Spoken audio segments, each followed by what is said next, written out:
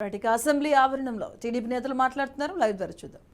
చీకటి జీవోలు ఏవైతే ఇచ్చాడో మరి అంటే ఈ రకంగా ఆంధ్రప్రదేశ్ రాష్ట్ర శాసన సభను ఒక కౌరవ సభగా ఏదైతే మార్చేశాడో అటువంటి కౌరవ సభ జరిగినటువంటి తీరును నిరసిస్తూ ఈవేళ తెలుగుదేశం పార్టీ మరి ఏదైతే శాసన మండలి సభ్యులందరూ కూడా మరి యొక్క కౌరవ సభ జరిగినటువంటి తీరును నిరసిస్తూ మరి ఈవేళ ఆ యొక్క అక్రమ చీకటి జీవోలను ఈవేళ దహనం చేసి ఈ ప్రభుత్వానికి నిరసన తెలియజేసి ఈ యొక్క శాసనసభకి ఈ కౌరవ సభకి నమస్కారం పెట్టి రేపు మళ్లీ చంద్రబాబు నాయుడు గారు పవన్ కళ్యాణ్ గారి సారథ్యంలో గౌరవ సభలో మళ్లీ మేమందరం కూడా అడుగు పెడతామని చెప్పి మీ ద్వారా కూడా అందరికీ తెలియజేసుకుంటూ ఉన్నాం.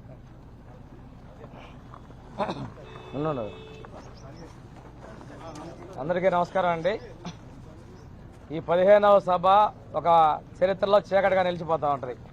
14 సంవత్సరాలు ముఖ్యమంత్రిగా చేసినట్టు ప్రతిపక్ష నాయకుడికి మైక్ ఇవ్వకుండా అవమానాలు గురి చేసినటువంటి చరిత్ర ఈ సభలో జరిగింది. మహిళల్ని సభలో లేని మహిళల్ని కించపరిచే విధంగా అగౌరవంగా మాట్లాడేటువంటి సభ కూడా ఈ సభే. సభలో ఉన్నటువంటి సభ్యుల మీద చరిత్రలో మొట్టమొదటిసారిగా భౌతిక దాడులకు దిగింది కూడా ఈ సభే.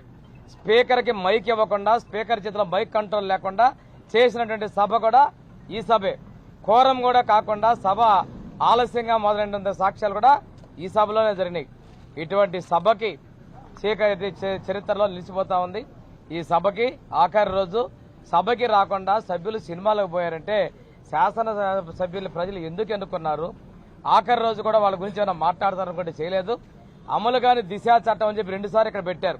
చట్టంగా అన్నటువంటి చట్టం. అదేవిధంగా అమరావతిని 3 ముక్కలు అన్నారు. ఇవేవి అమలు కాలేదు. ఇటువంటి చరిత్రకి నిదర్శనం ఈ సభ చరిత్రలో ఒక మైలురాయిగా తెలిసిపడిపోతుంది. ఈ సభకి ముగింపు పలకాలని చెప్పేసి ఈరోజు వాళ్ళ సొంతంగా వాయిదా వేసి పిలవలేదు కాబట్టి నిరసనగా మేము బయటకు వచ్చాం. ఈ సభకి ఇక్కడ ఆఖరి రోజు కాబట్టి తిరిగి గౌరవ సభకి చంద్రబాబు నాయుడు ముఖ్యమంత్రిగా తెలుగుదేశం జనసేన ప్రభుత్వం ఏర్పడే సభకి గౌరవ సభకి మేము వస్తామని తెలియజేసుకుంటూ సెలవు తీసుకుంటాం. థ్యాంక్ యూ అండి.